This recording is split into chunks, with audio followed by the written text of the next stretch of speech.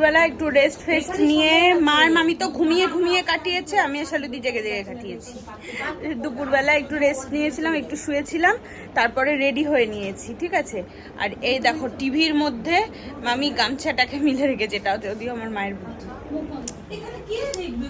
দেখবে আজকে কি পরেছি, এই দেখো এই ড্রেসটা পরেছি, কেমন লাগছে জানিও।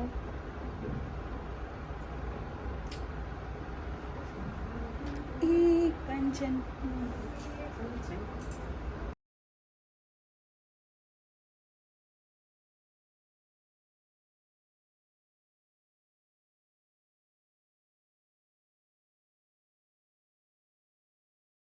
আমরা চলে এসেছি ওল্ড দীঘায়। এই যে এখন ফটো চলছে, ফটো তুলে দিচ্ছে। চলো সমুদ্রের কাছে যাব।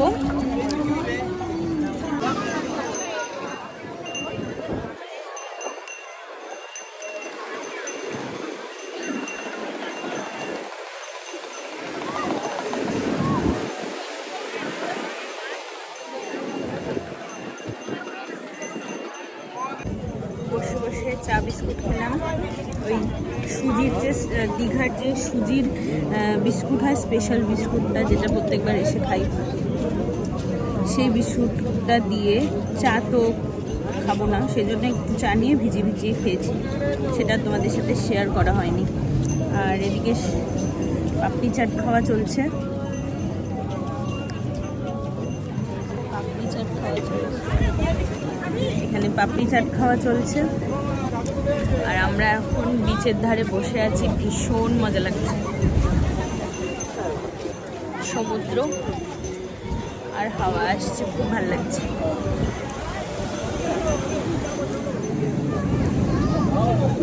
এখন আমি দুপুরবেলায় যে ভাত, আর এই দুপুরবেলা বলছি কেন, রাত্রেবেলা ডিনারে পটল আলু, বাবা পটল আলুর তরকারি, ঝোল পড়ে যাচ্ছে অনেকটা ভাত। এখান থেকে কি করে আমি বাড়ি নিয়ে যাই এ করবো, পার্সেল কি করে নেবো।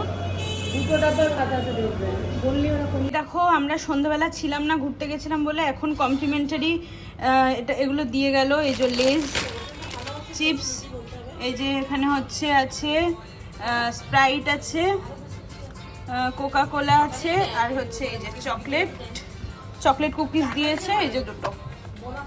বাহ, আমাদের তো দারুণ হয়েছে।